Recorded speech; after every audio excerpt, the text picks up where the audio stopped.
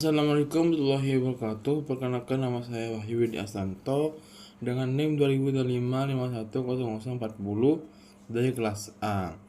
Tujuan saya membuat video ini adalah untuk melengkapi UAS saya.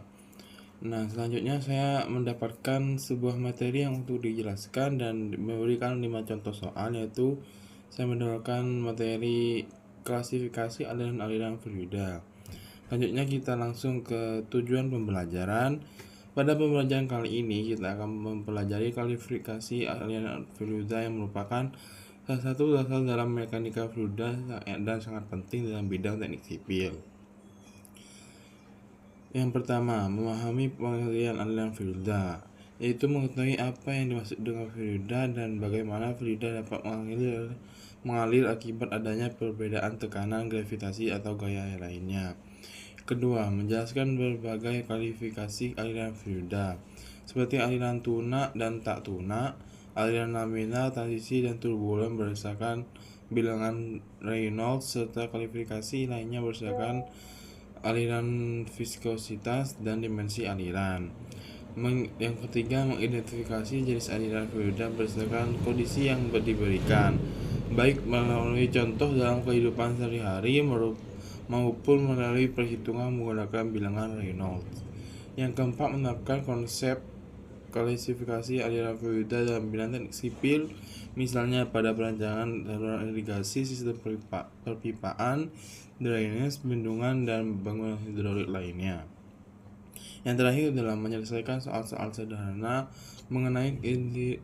mengenai klasifikasi aliran fluida, sehingga mampu menentukan jenis aliran, memahami alasan mengapa suatu aliran dikategorikan sebagai laminar, transisi, dan turbulen. Nah, selanjutnya adalah pengertian aliran fluida. Aliran fluida adalah penggerakan zat yang dapat mengalir baik dari berupa zat cair maupun gas dari suatu tempat ke tempat lain akibat adanya gaya atau perbedaan energi, seperti pada tekanan, gaya gravitasi, atau pengaruh pompa. Fluida memiliki sifat tidak dapat mempertahankan bentuk tetap, sehingga akan mengikuti bentuk wadah atau saluran yang dilaluinya. Dalam ilmu mekanika fluida, aliran fluida dipelajari untuk mengetahui bagaimana fluida bergerak, bagaimana kecepatannya berubah, serta bagaimana interaksinya dengan dinding saluran pipa atau pipa.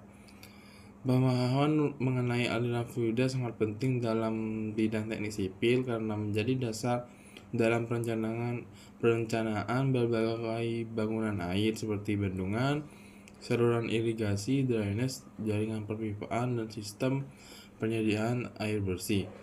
Suatu fluida dapat mengalir karena adanya beberapa faktor, antara lain: pertama, perbedaan tekanan, misalnya air yang mengalir di dalam pipa karena didorong oleh pompa.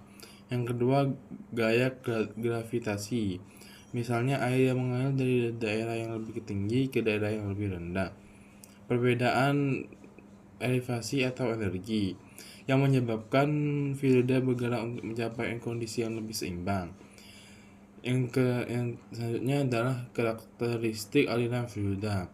Beberapa karakteristik utama aliran fluida meliputi: memiliki kecepatan aliran atau velocity yang menunjukkan seberapa cepat aliran bergerak, memiliki debit atau Q, yaitu volume fluida yang mengalir setiap satuan waktu, dipengaruhi oleh viskositas atau kekentalan, yaitu sifat fluida yang menahan gerak antar lapisan fluida.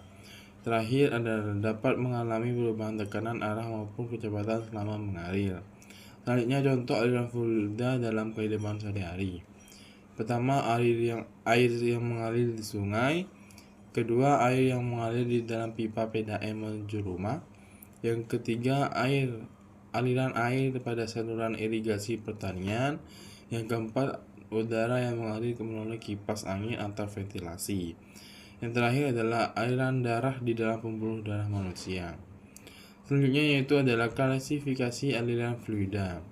Klasifikasi aliran fluida adalah proses mengelompokkan jenis aliran berdasarkan karakteristik tertentu, seperti perubahan terhadap waktu, pola gerak, distribusi kecepatan, pengaruh viskositas, dan arah aliran. Dengan mengetahui klasifikasi ini, seorang insinyur dapat memilih metode analisis yang tepat untuk merancang sistem perpipaan, saluran irigasi, bendungan, drainase, maupun bangunan hidrolik lainnya. Pertama, berdasarkan perubahan terhadap waktu. A. Aliran tuna atau steady flow. Aliran tuna adalah aliran yang memiliki kondisi tetap pada titik terhadap waktu. Artinya, kecepatan, tekanan, dan debit yang melewati suatu titik tidak berubah selama periode pengamatan. Walaupun fluida terus bergerak, karakteristiknya alirannya tetap konstan. Pada aliran tuna, jika kecepatan air di satu titik adalah 2 mm per s, saat ini maka beberapa menit kemudian kecepatannya tetap 2 meter per s selama tidak ada perubahan kondisi.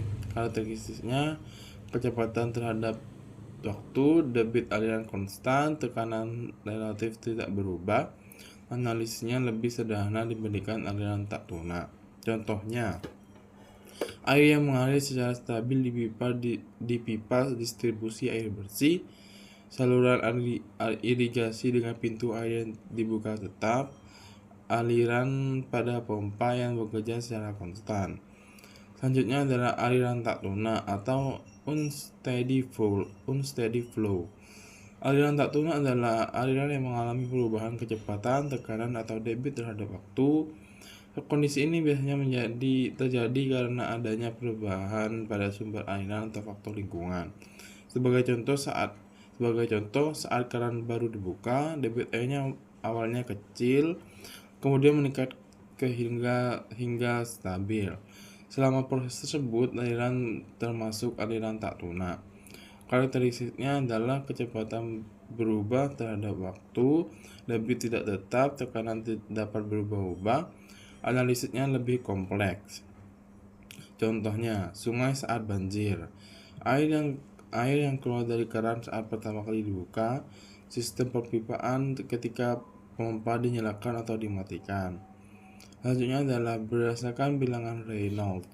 Bilangan Reynolds merupakan bilangan tak berdimensi yang digunakan untuk mengetahui pola aliran fluida. Rumusnya adalah RE sama VD per V. Semakin besar nilai bilangan Reynolds, semakin besar kemungkinan aliran menjadi turbulen. Selanjutnya, aliran laminar. Aliran laminar adalah air yang bergerak secara teratur dalam lapisan-lapisan sejajar tanpa terjadi percampuran antar lapisan. Partikel fluida bergerak mengikuti jalur yang halus sehingga kehilangan energi akibat gesekan relatif kecil. Jenis aliran ini umumnya terjadi pada kecepatan rendah atau pada fluida yang memiliki viskositas tinggi.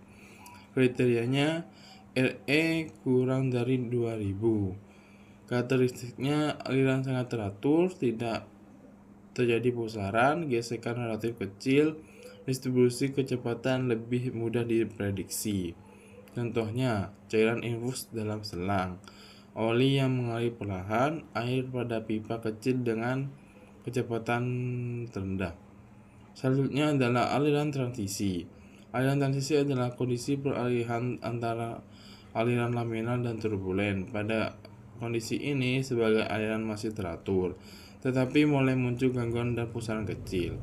Aliran transisi bersifat tidak stabil sehingga sedikit perubahan kecepatan atau kondisi. Permukaan pipa dapat mengubah menjadi turbulen.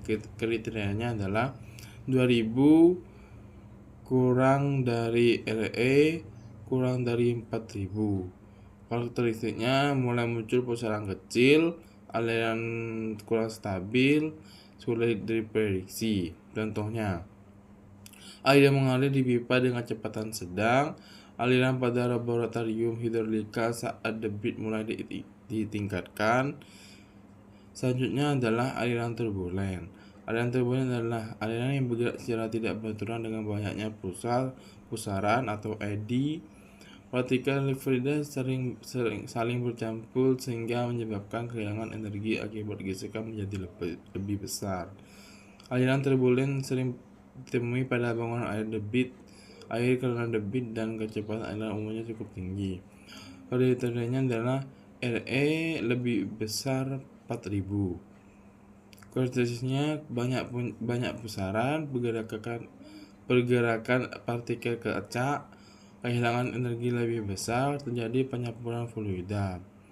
Contohnya, sungai yang berarus deras, air yang keluar dari perlimpahan bendungan, aliran pada pipa utama PDAM. Yang selanjutnya berdasarkan perubahan sepanjang ruang. Aliran seragam, uniform flow. Aliran seragam adalah aliran yang memiliki kecepatan, kedalaman, dan luas menampang yang relatif sama pada titik sepanjang saluran. Jenis aliran ini biasanya terjadi pada aliran yang memiliki bentuk kebeningan dan kekerasan yang seragam. Karakteristik: kedalaman air yang tetap, kecepatan tetap sepanjang aliran, debit tetap. Contohnya, saluran irigasi lurus dengan kebeningan tetap, dan kanal beton yang dirancang secara seragam. Aliran tidak seragam atau non-uniform flow. Aliran tidak seragam adalah aliran yang kecepatannya atau kedalamannya berubah sepanjang lintasan aliran. Perubahan tersebut dapat disebabkan oleh bentuk saluran, kemiringan dasar saluran, ataupun adanya pengurangan air. Karakteristik adalah kecepatan berubah, kedalaman berubah, luas penampangan berubah. Contohnya, aliran yang mendekati bendungan dan aliran di saluran yang menyempit, aliran setelah melewati pintu air. Selanjutnya adalah berdasarkan pengaruh viskositas. Aliran ideal. Aliran ideal adalah aliran yang diasumsikan tidak memiliki viskositas sehingga tidak terjadi gesekan antara lapisan fluida maupun antara fluida dan dinding saluran. Aliran ini tak hanya digunakan sebagai penyederhanaan dalam teori mekanika fluida dan hampir tidak ditemukan di dunia nyata. Karakteristiknya adalah tidak ada gesekan, tidak ada kehilangan energi, mudah dianalisis secara matematis. Contohnya, digunakan pada analisis teoritis seperti persamaan Bernoulli ideal. Selanjutnya, aliran nyata. Aliran nyata adalah aliran yang memiliki viskositas sehingga terjadi gesekan yang menyebabkan kehilangan energi selama fluida mengalir. Semua fluida yang ada di kehidupan sehari-hari termasuk dalam kategori ini. Karakteristiknya ada gesekan, ada kehilangan energi, dan dipengaruhi oleh kekasaran permukaan saluran. Contohnya, air sungai, minyak, udara, dan air dalam pipa distribusi. Selanjutnya adalah berdasarkan dimensi aliran. Aliran satu dimensi atau one dimensional flow. Aliran satu dimensi adalah aliran yang dianggap hanya memiliki perubahan kecepatan pada satu arah utama, sehingga analisisnya lebih sederhana. Contoh air yang mengalir dalam pipa lurus yang panjang. Yang selanjutnya adalah aliran dua dimensi atau two-dimensional flow. Aliran dua dimensi adalah aliran yang memiliki perubahan kecepatan pada dua arah, misalnya arah panjang dan lebar saluran. Jenis aliran ini sering dijumpai pada saluran terbuka yang lebar. Contohnya, aliran pada sungai lebar dan saluran irigasi. Aliran tiga dimensi atau three-dimensional flow adalah aliran yang mengalami perubahan kecepatan pada tiga arah sekaligus, yaitu panjang, lebar, dan tinggi. Jenis aliran ini paling kompleks untuk dianalisis. Contohnya, aliran di sekitaran pilar jembatan, aliran di sekitar bangunan berlimpah bendungan, aliran di sekitar baling-baling kapal. Kesimpulannya adalah klasifikasi aliran fluida sangat penting untuk memenuhi perilaku fluida dalam berbagai kondisi. Dengan mengetahui apakah aliran tersebut tunak atau tak tunak, laminar atau turbulen, seragam atau tidak seragam, ideal atau nyata, serta 1, 2, dan 3 dimensi, seorang insinyur dapat memilih metode analisis yang tepat. Dalam bidang teknik sipil, konsep ini menjadi dasar dalam perencanaan sistem perpipaan, drainase, saluran irigasi, bendungan, hingga bangunan hidrolik yang lainnya, sehingga dapat berfungsi secara aman, efisien, dan sesuai dengan kebutuhan. Ini adalah contoh soal. Soal pertama, air mengalir dalam pipa berdiameter 0,10 meter dengan kecepatan 0,20 m per s. Viskositas kinematik air adalah 1 kali 10 pangkat min 6 meter pangkat 2 per s. Tentukan jenis alirannya. Penjelasannya adalah RE sama dengan VD per V kecil. Langsung kita masukkan angkanya 0,20 kali 0,10 per 1 kali 10 pangkat min 6 sama dengan RE sama dengan 20.000. Karena RE lebih besar 4.000, jawabannya adalah aliran turbulen. Soal nomor 2. Suatu minyak mengalir dalam pipa dengan V sama dengan 0,05 meter per s, D sama dengan 0,02 meter, V sama dengan 2 kali 10 pangkat min 5 meter pangkat 2 per s. Hitung bilangan Reynolds. RE sama dengan langsung kita masukkan angkanya 0,05 kali 0,02 per 2 kali 10 pangkat min 5. RE sama dengan 50. Karena RE kurang dari 2000. Jawabannya adalah aliran laminar. Soal 3. Sebuah pipa memiliki diameter sama dengan 15 cm, kecepatan 0,03 meter per s, V sama dengan 1 kali 10 pangkat min 6 meter pangkat 2 per s. Hitung bilangan Reynolds. Penyelesaiannya 15 cm kita ubah jadi 0,015 meter. Kita langsung masukkan angkanya ke dalam rumus. RE sama dengan 0,03 kali 0,15 per 10 pangkat min 6. RE sama dengan 4,500 karena lebih besar dari 4.000, jadi aliran turbulen. Soal yang nomor 4. Debit air dalam pipa berubah-ubah setiap menit akibat pompa yang sering dinyalakan dan dimatikan. Pertanyaannya, termasuk aliran apa? Jawabannya adalah aliran tak tuna atau unsteady flow, karena kecepatan debit berubah terhadap waktu. Soal yang terakhir adalah pada saluran irigasi luruh, kecepatan aliran tetap sebesar 1,2 meter per s di setiap penempel sepanjang saluran. Jenis apakah ini? Jawabannya adalah berdasarkan waktu aliran tuna atau steady flow karena kecepatan tidak berubah terhadap waktu. Yang kedua, berdasarkan ruang, aliran seragam atau uniform flow karena kecepatan sama di setiap titik sepanjang saluran. Sekian dan terima kasih atas penjelasan materi dan contoh soal yang saya berikan.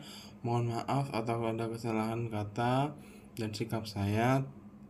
Wassalamualaikum warahmatullahi wabarakatuh.